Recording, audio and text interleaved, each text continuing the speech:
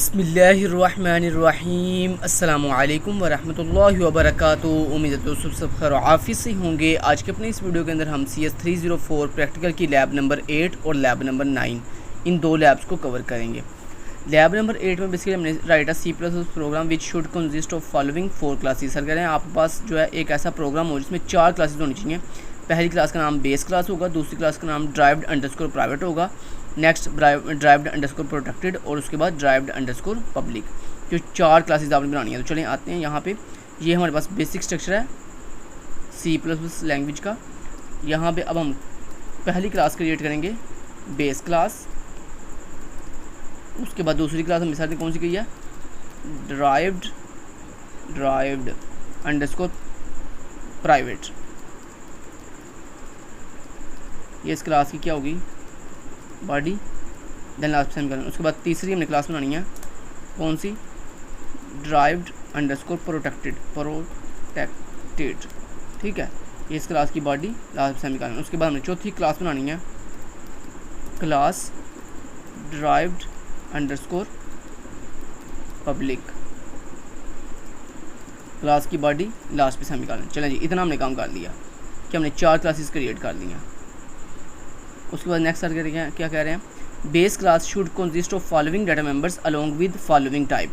कि आपकी जो बेस क्लास है उसमें आपने डिफरेंट तरह के डाटा मेंबर्स यानी वेरिएबल्स क्रिएट करने हैं। तो पहला है जी सीक्रेट। ये सीक्रेट डाटा मेंबर है, बेसिकली हमारा वेरिएबल है जो किस एक्सेस स्पेसिफायर के अंदर बंद होगा, प्राइवेट के अंदर। तो सबसे पहले हम क्या करेंगे, सर कह रहे हैं आप बेस क्लास में जाओ, वहाँ पे प्राइवेट एक्सेस स्पेसिफायर बनाओ और उस प्राइवेट एक्सेस स्पेसिफायर के अंदर इंट सीक्रेट नाम का हमने एक डाटा मेंबर बना लिया। उसके बाद प्रोटेक्टेड एक्सेस स्पेसिफायर के अंदर हमने एक प्रोटेक्ट नाम का जो है वो डाटा मेंबर क्रिएट करना है। तो यहाँ पे हम प्रोटेक्टेड एक्सेस स्पेसिफायर लगाएंगे, उसके नीचे हम इंट टाइप का एक प्रोटेक्ट नाम का बना लेंगे डाटा मेंबर। देन तीसरे नंबर में करना है पब्लिक एक्सेस स्पेसिफायर के नीचे एक्सेस नाम का एक डाटा मेंबर क्रिएट करना है। तो यहाँ पे पब्लिक एक्सेस स्पेसिफायर के नीचे यहाँ पे इंट टाइप का एक बना लेते हैं हम एक्सेस नाम का डाटा मेंबर। ये ले जी, हमने ये भी रिक्वायरमेंट कंप्लीट कर दी। Further base class should contain default constructor to initialise its data member. अब सर कह रहे हैं तुम क्या करो, अपने इस बेस क्लास के अंदर बेस क्लास का एक डिफ़ॉल्ट कंस्ट्रक्टर क्रिएट करो और ये डिफ़ॉल्ट कंस्ट्रक्टर के अंदर आपने क्या करना है, अपने इस तीनों डाटा मेंबर जो हैं सीक्रेट, सबसे पहले इसकी वैल्यू सेट करनी है डिफ़ॉल्ट, तो इसकी डिफ़ॉल्ट वैल्यू 0। उसके बाद दूसरा डाटा मेंबर है प्रोटेक्ट, इसकी डिफ़ॉल्ट वैल्यू इक्वल टू 0।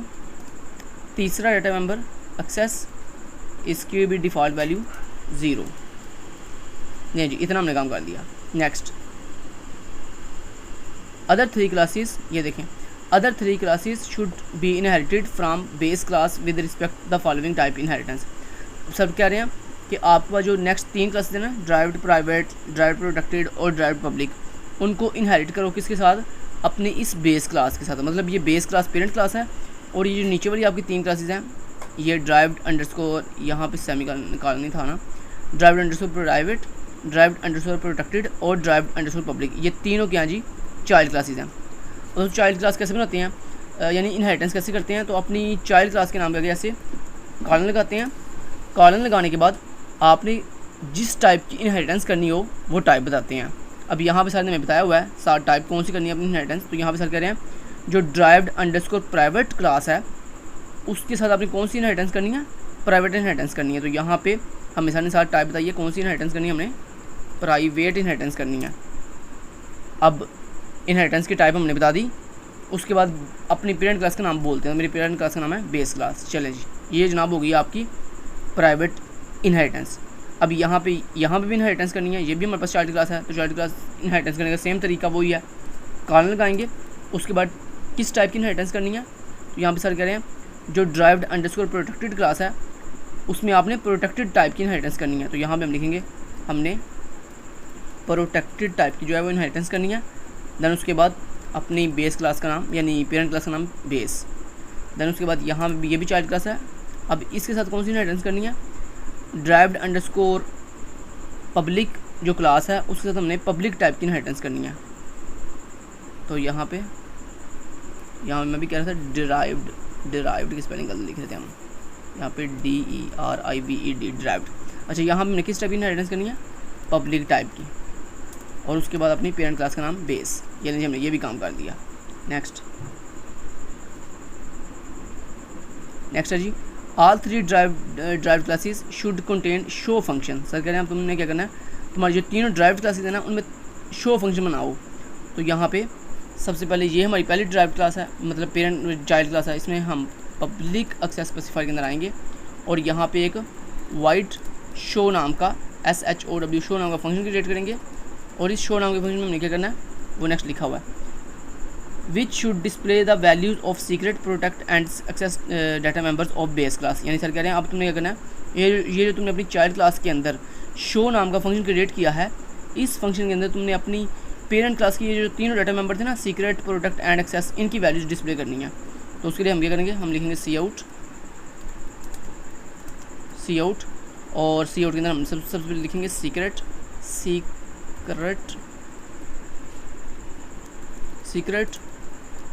और सीक्रेट की वैल्यू डिस्प्ले करने के लिए ये देखें, ये सीक्रेट डाटा मेंबर है, इसको कॉपी करेंगे, यहाँ पे पेस्ट कर देंगे। उसके बाद फिर हमें क्या करना है, देन उसके बाद सीक्रेट के बाद बैक सेशन करते हैं और यहाँ में हमने जो दूसरा डाटा मेंबर है प्रोटेक्ट, उसकी वैल्यू डिस्प्ले करनी है।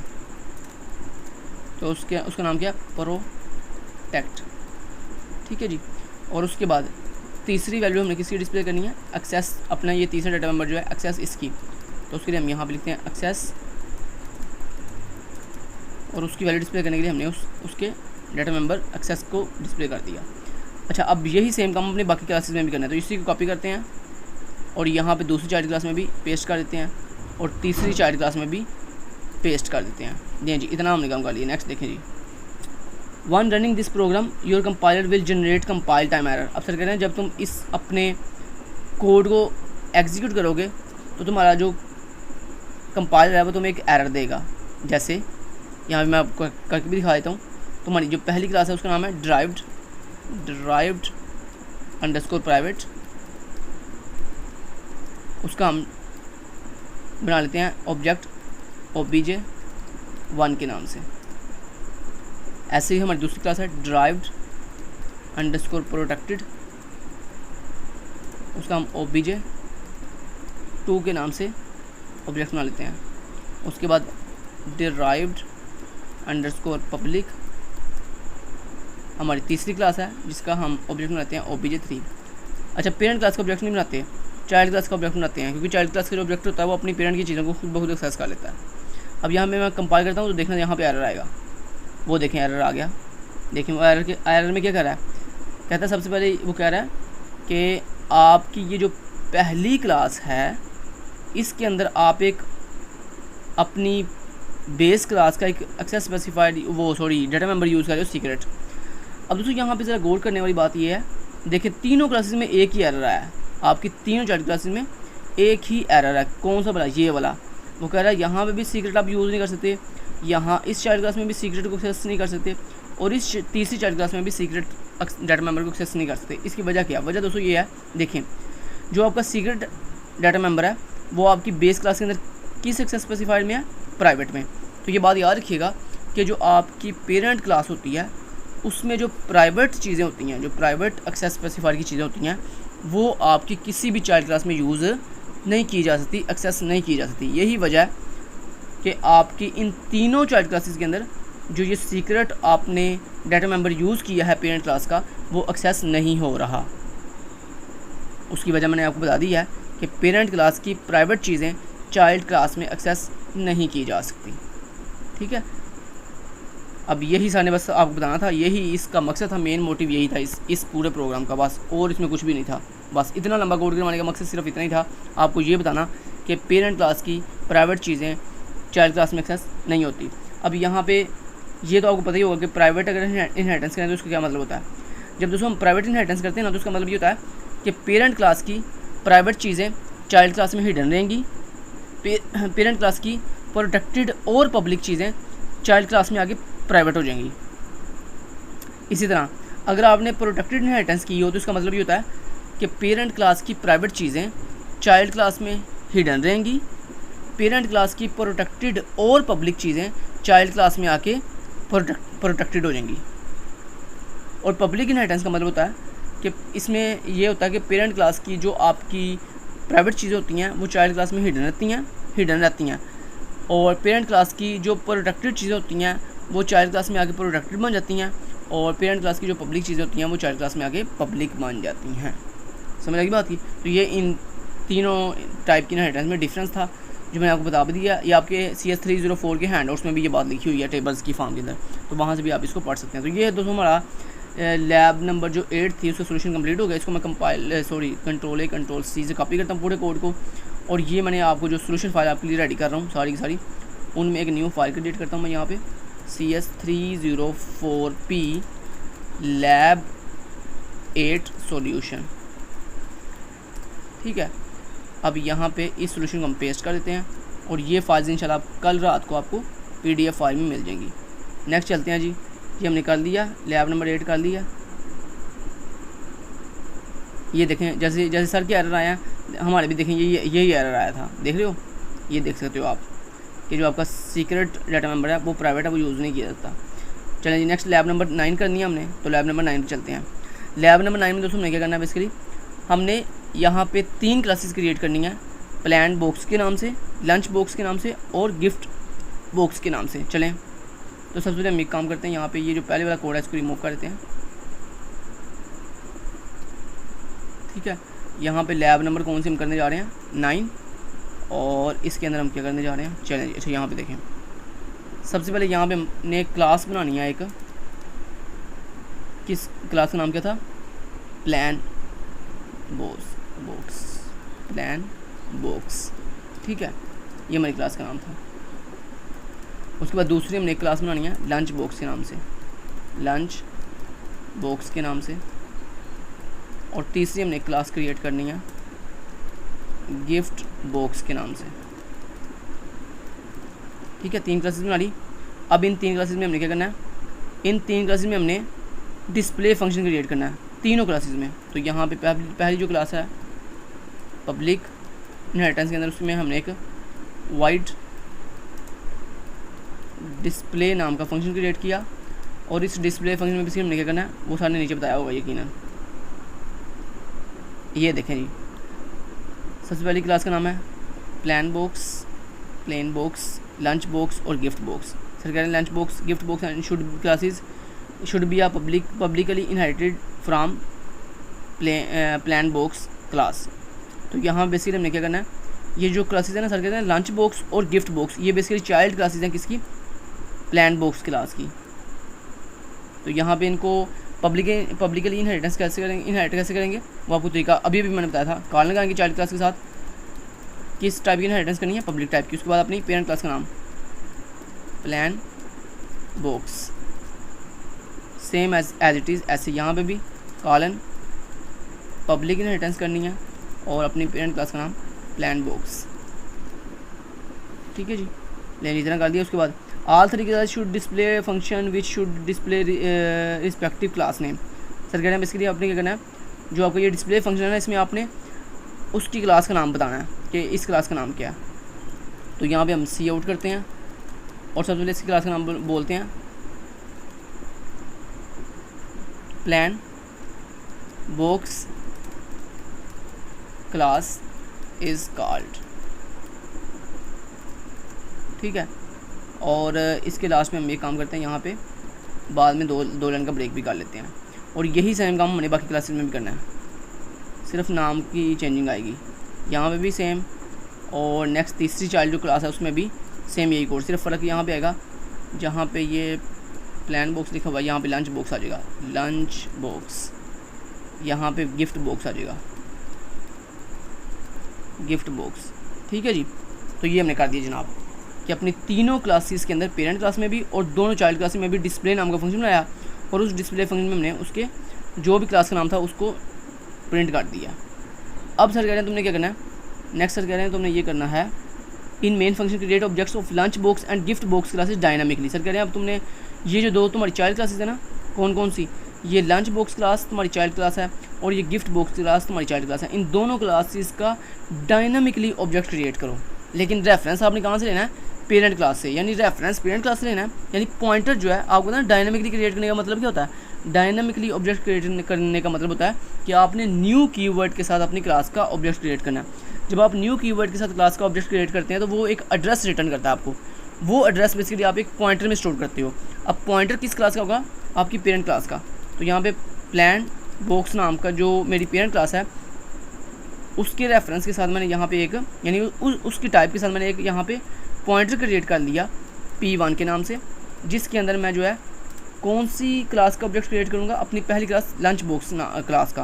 तो यहाँ मैंने कहा न्यू लंच बॉक्स क्लास का क्या करो, ऑब्जेक्ट क्रिएट कर दो।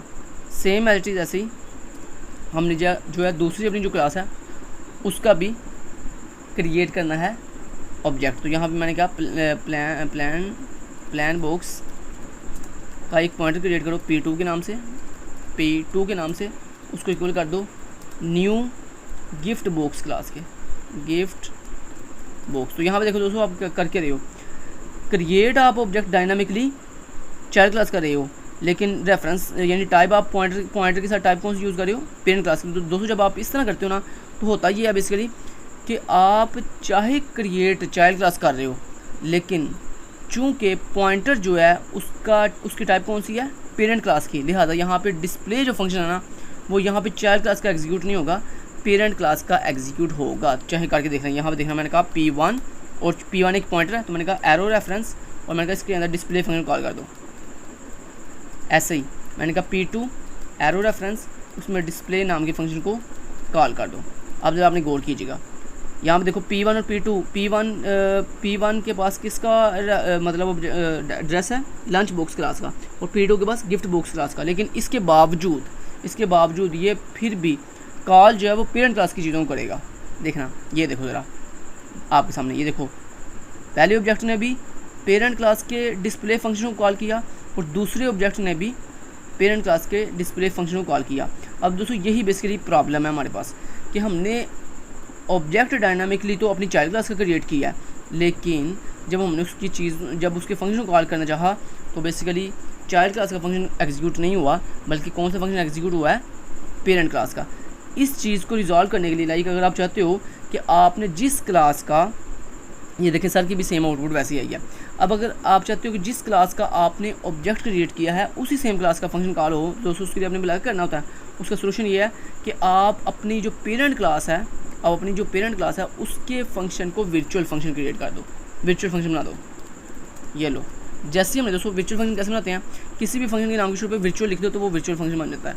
तो यहाँ पे जैसे हमने इसको वर्चुअल बना दिया, अब क्या होगा, अब आपके जो पॉइंटर्स हैं वो आपकी चाइल्ड क्लास की चीज़ों को ही कॉल करेंगे। अब देखिएगा ज़रा, वो देखें ज़रा, अब lunch box class is called और gift box class is called. ठीक है जी, ये थी दोस्तों आपकी प्रॉब्लम लैब नंबर 9 के अंदर, जो हमने प्रॉब्लम आपको समझाई है बेसिकली कि जब आप डायनामिकली अपनी चाइल्ड क्लास का ऑब्जेक्ट क्रिएट करते हो और उसका रेफरेंस किसी पॉइंटर को देते हो, उस पॉइंटर को जिसके पास टाइप जो अपनी पेरेंट क्लास की होती है, तो बेसिकली वो पॉइंटर आपकी पेरेंट की चीज़ों को जो है वो एक्सेस करता है। लेकिन अगर आप चाहते हो कि आपका जो चाइल्ड क्लास का जो पॉइंटर है वो आपकी चाइल्ड क्लास की चीज़ों को कॉल करे, तो उसके लिए आपको क्या करना पड़ता है, अपनी पेरेंट क्लास के फंक्शन को वर्चुअल फंक्शन क्रिएट करना पड़ता है, यानी वर्चुअल फंक्शन बनाना पड़ता है। समझ आ गई बात की? चलें जी, thank you so much, till then guys, take care, अल्लाह हाफिज़।